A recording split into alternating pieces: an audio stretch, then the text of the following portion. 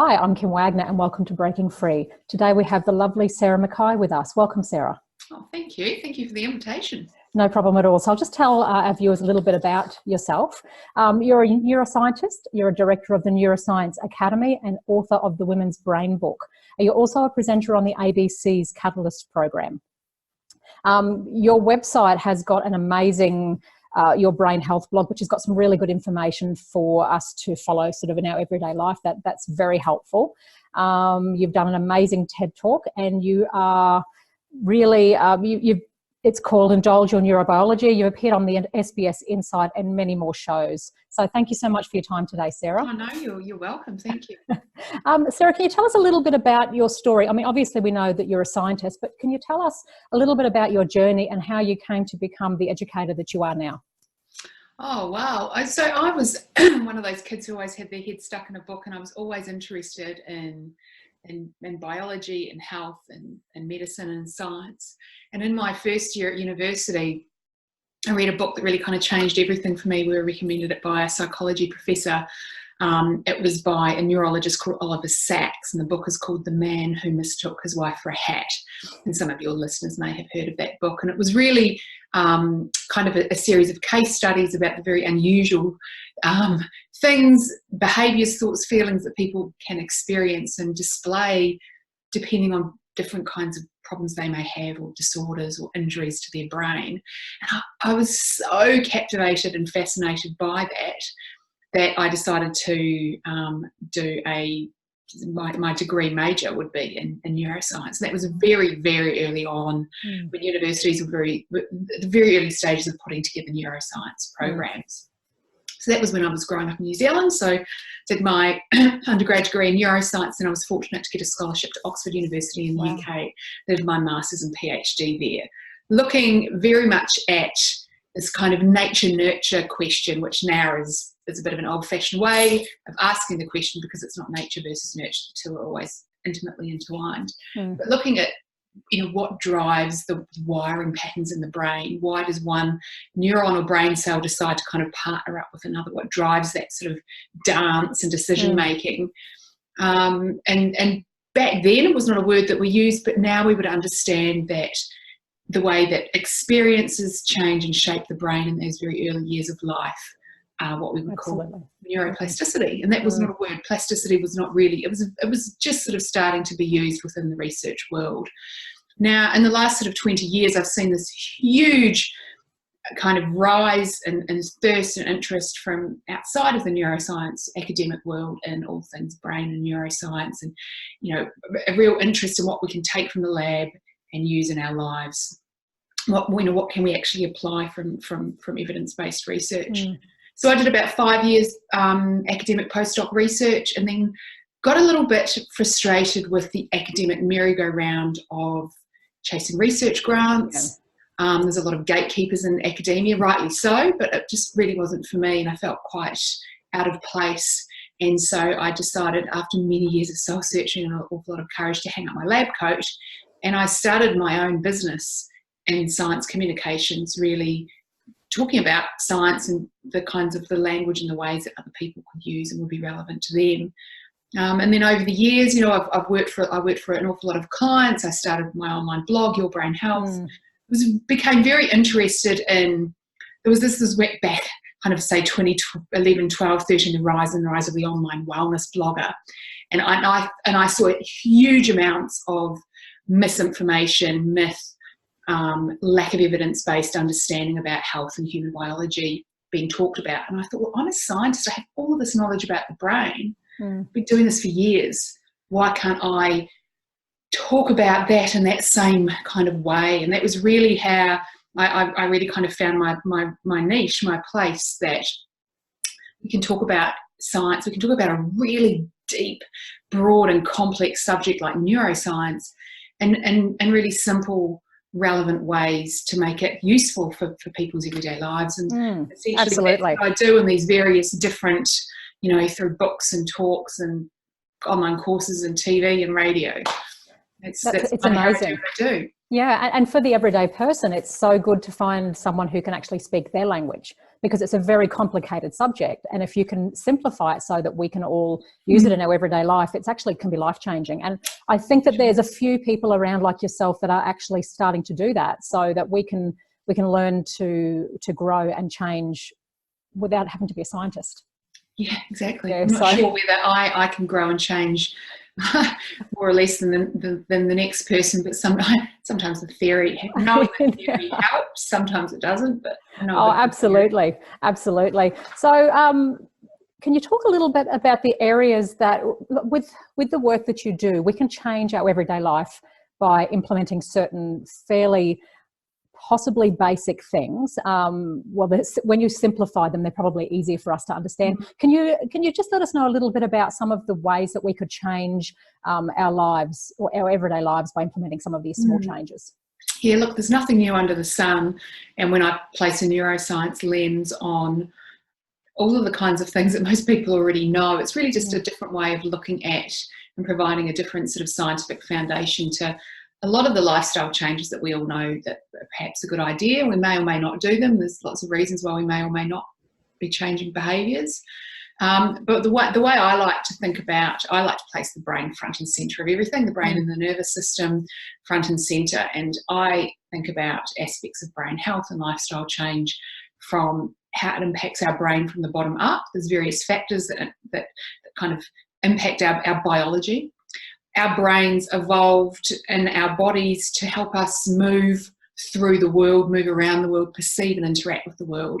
So the outside world gets in to our bodies. One way is through our nervous system. So the outside world, outside in, impacts our brain, and also, you know, our mind, our thoughts, our feelings, our mindset and our expectations play a huge part in brain health as well. So I think about factors from the bottom up, the outside in, and the top down. So if I kind of had to give sort of 3 from each, I mean, the bottom up biology, that includes things like, you know, your genes and your hormones and what you eat and, you know, what you do with your body. There'd be things like, you know, making sure you nourish your body, because there's not, you know, the brain and the nervous system is what integrates body and mind. And neuroscientists don't see that there's this kind of separation. That's a bit of an old-fashioned kind of argument. There's no separation between the two. So whatever foods are going to nourish your body, you're going to nourish your mind. There's nothing new there. Eat more plants, eat less crappy junk food. You'll be fine. Sleep, I think sleep is fundamentally important and often neglected. So making sure that, you know, you find ways to get enough sleep.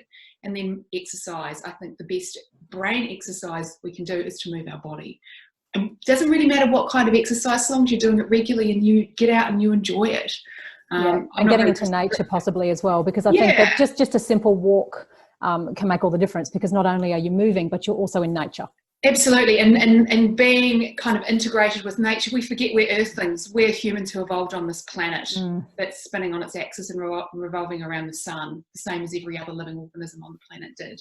We like to think we're a bit special, but we're really not. And so, you know, making sure that we're nurturing that relationship with nature, because we are part of that, is one of the outside-in factors. So, you know, respecting the light-dark cycle, we evolved with this light-dark cycle, the circadian rhythm. And many people spend all day inside under artificial lights, under consuming natural daylight, and then they go home, they continue to over-consume artificial light at night. And looking at our screens as well with the blue light. Yeah, absolutely. But you know, Apple is on top of that, because they've now got the kind of you know, the yellow shift on their phone. Just make sure you don't put your phone down. So nurturing that relationship with nature, I think, is very, very important. One of the greatest, and it's often one of the least recognised but most fundamental factors for our health is other people. And we tend to forget that we're social animals. And if you look at, you know, kind of population studies of what are the greatest impacts on health, people who are, you know, are socially connected, are loved and supported and perceive that they have good social connections and support, have better health than people who are lonely. And the impact of health on loneliness on health, is similar to being a cigarette smoker. So, you know, fostering those social connections that you've got, and understanding, it doesn't matter whether you're 9 months old or 9, or a teenager, a new mum, you know, you're elderly. One of the greatest grey matter infrastructure supports we can put into place is other people. because other people are the primary way we can buffer the other outside in, and that is stress. Stressful events are going to happen. We can't control what goes on in the world, but we can build resilience, and we can put in ways and places and means of buffering against stress. That stress is just a perceived inability to cope with something that is happening out there. We've all got different levels of resilience and different perceived ways of coping. Other people are probably one of the most important ways to cope with stress, but I think finding your place or your moment of calm.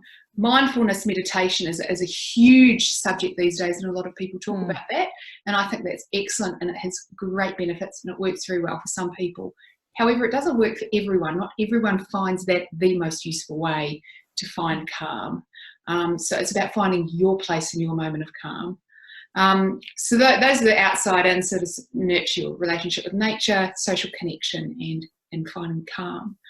The top down are a lot harder to manage. It's it's like trying to hold on to a really slippery ball. Like how do you kind of manage them? But I think one would be finding ways to regulate your emotions. We kind of create and predict how we're going to feel emotionally based on what's happening in our biology, in our body. We sense various things happening in our body, in the context of what's happening in the world around us, and also in relationship to what we've learned, previous experiences and memories.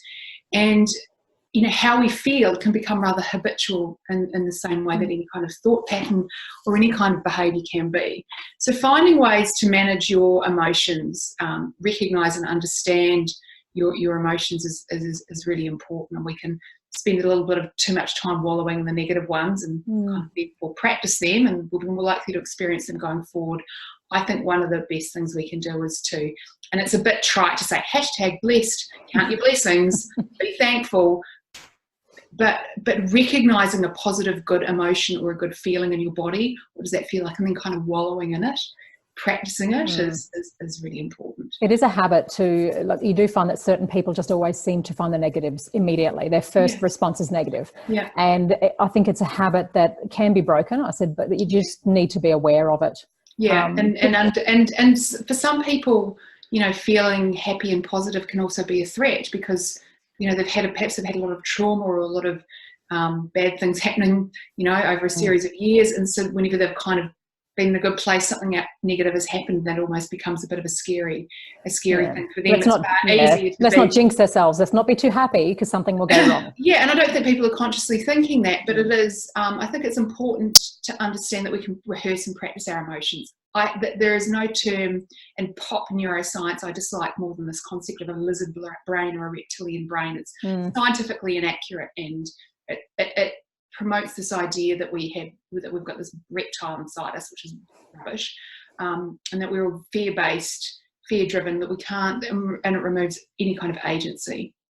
So I don't like the use of that term, because that's not how our brain creates and perceives emotions. If that was the way, we wouldn't be able to learn the wide valence of positive emotions and practice and rehearse them, visualise them, and therefore improve our experiences going forward. I think one of the other top-down factors that's really important is just staying cognitively engaged. It's pretty, if you're still gainfully employed, or you're a young kid in education, you have this absolute wealth of rich experiences and learning and intellectual stimulation. As we get older, I think we tend to stop doing that, and I think one of the most cognitively demanding things that any human can do is to think about what someone else is thinking. And one really useful kind of fun way of thinking about stimulating yourself cognitively is thinking about how you may share your wisdom or teach other people some of your knowledge, because that's really, really cognitively engaging, and it's quite intellectually stimulating. Who are they? What do they know? What don't they know? And how can I kind of help them learn? So teaching what you know is a really useful way of staying cognitively stimulated and engaged, instead of all of this silly online brain training or doing crosswords or doing Sudoku, which is kind of okay and kind of fun, but there's no social aspect in there as well. Yeah, I mean, if you're doing that, that's the social aspect, and also give you some purpose, which helps with gratitude, purpose, gratitude, love. Yeah. Yeah, and purpose is perhaps another really useful top-down. It's kind of a mindset thing. Like when you're living with purpose, and purpose is something that can actually be measured quantitatively. You know, you can go on and measure how much purpose someone has felt their life has had, or how much purpose they feel now in the work that they do. And that's kind of like, people might go, I don't know what my purpose is, and it's not very complicated. I do quite a lot of work doing sort of STEM education in schools, promoting people coming into the STEM subjects.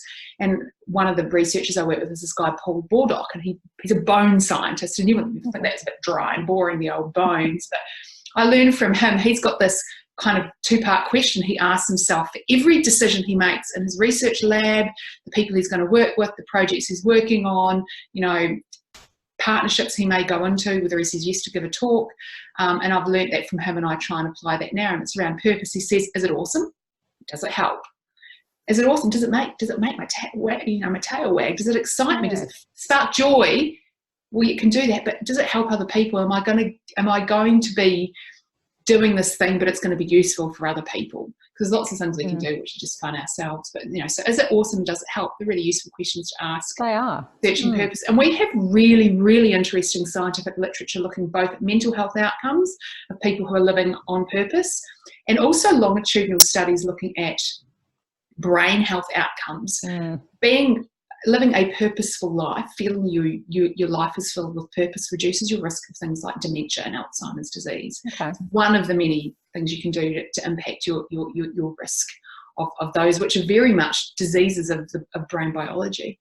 So there's some bottom up, some outside in, some top down tips. Nothing new under the sun, but just looking at it through this lens of neurobiology. Absolutely. And again, simplifying it down so that we know that they're actionable steps that we can actually work on every day. Yeah, for sure. Yeah. You touched on sleep before. I think sleep is one of the most underrated things out there. And I know you've done a TED talk on sleep. Can you tell us a little bit more about the importance of sleep and why we need to get more? I guess we don't have very good sleep. We don't have good quality. We're quite often sleep deprived as a society. Yeah, well, my TED talk was actually on, TEDx talk was on afternoon naps, which I'm particularly fond of. Have always been a napper. I have very strict regulations around my afternoon naps based on the research. I try not to nap for longer than, if I'm having a strategic afternoon nap, I get that kind of this urge to sleep. It's like, right, and I really need and want to sleep. I work for myself largely. If I don't have anything on, if I'm driving a car or I'm giving a talk, it doesn't work, obviously. It's not going to work for everyone in every workplace. But I have about a 23-25 minute nap. If I feel the urge, I'll just lay down and just let it happen. The absolute key to that is to not nap for longer than sort of 25 minutes. People go, well, how do you wake up? Well, it's pretty easy. Just set my alarm on this thing here. And I will fall asleep straight away. Because that means you're not falling into deep sleep. It takes you about 45 minutes to an hour to fall into very deep sleep. If you do that in the middle of the day, you disrupt your sleep going forward in the night time. But if you have a short sleep, you get a lot of the benefits. So what happens when our brains are very busy and active during the day, regardless if you have a nap or not, is we build up various chemicals in the brain, which kind of the brain does when it's being very busy. And one of the responses of our brain to the build up of these chemicals is this rise and sleep drive, whereas you just feel like you want to go to sleep. And if you have even a very, very short nap, it almost kind of washes away those chemicals and it reduces that sleep drive. So it just makes me feel less like wanting to go to sleep. I go, okay, well, I'll just fall asleep for 20 minutes. And then I'm not fighting that like need to sleep for 2 or 3 hours until I kind of come out the other side, maybe at 4 in the afternoon.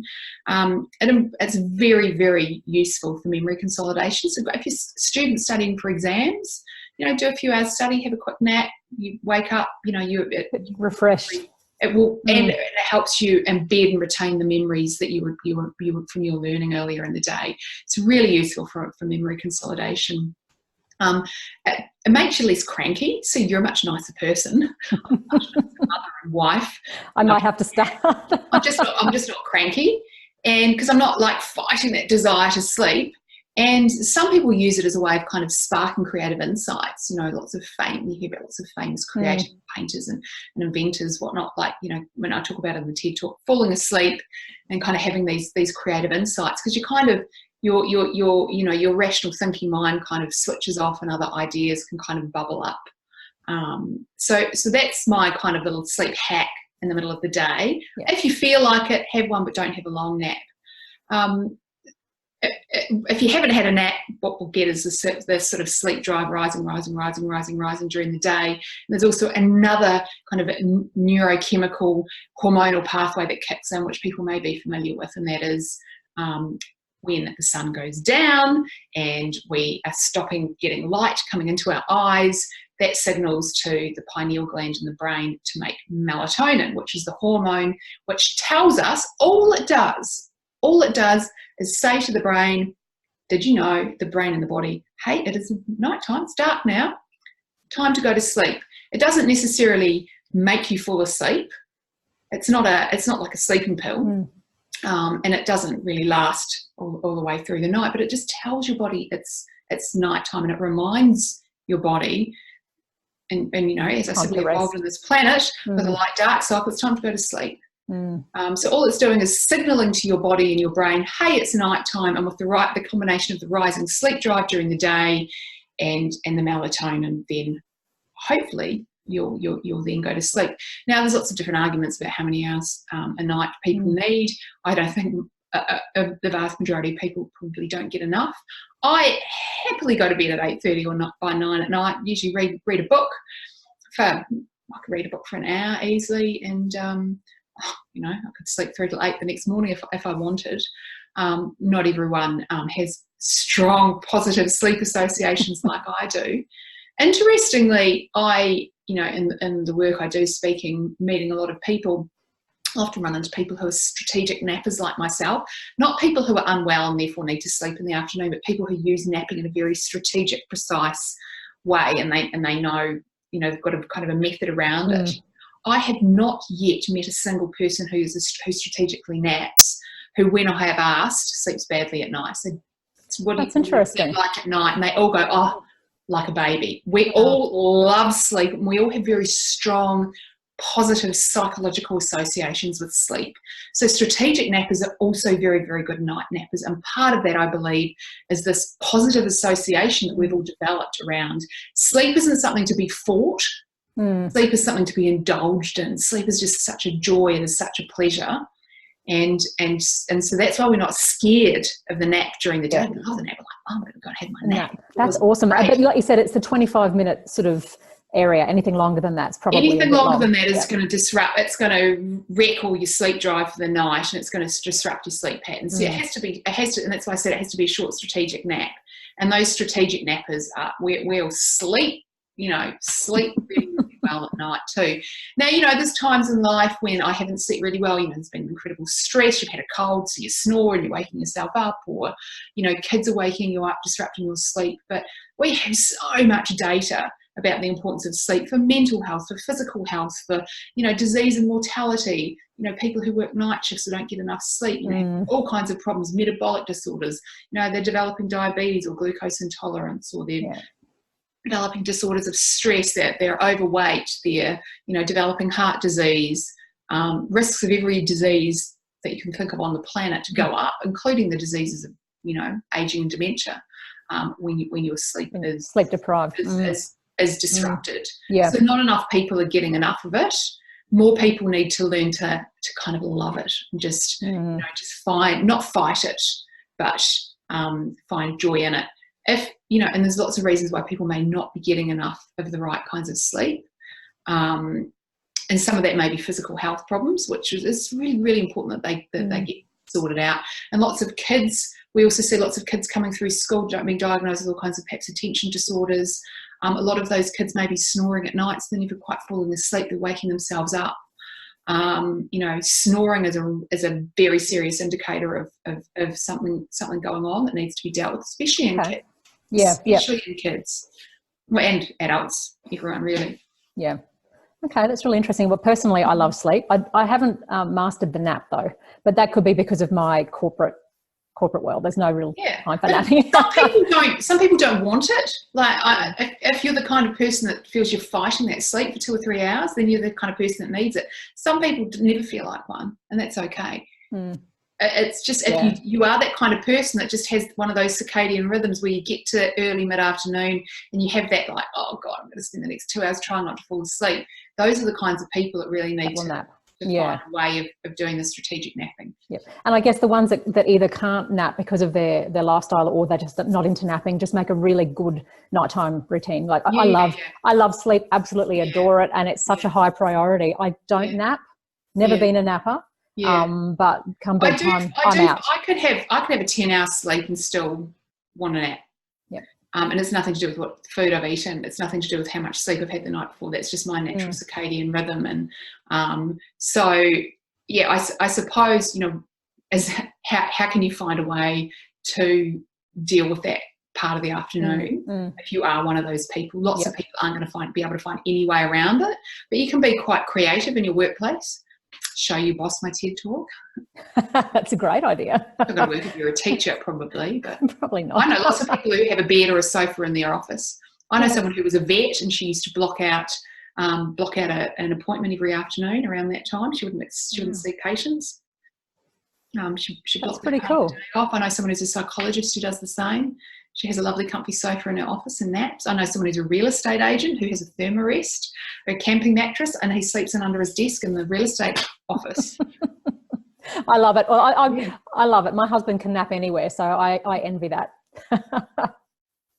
Excellent. Well, thank you so much for your time today, and thank you for those hints and tips. I think it's been very valuable, and I think that our viewers will find them incredible to incorporate into their day.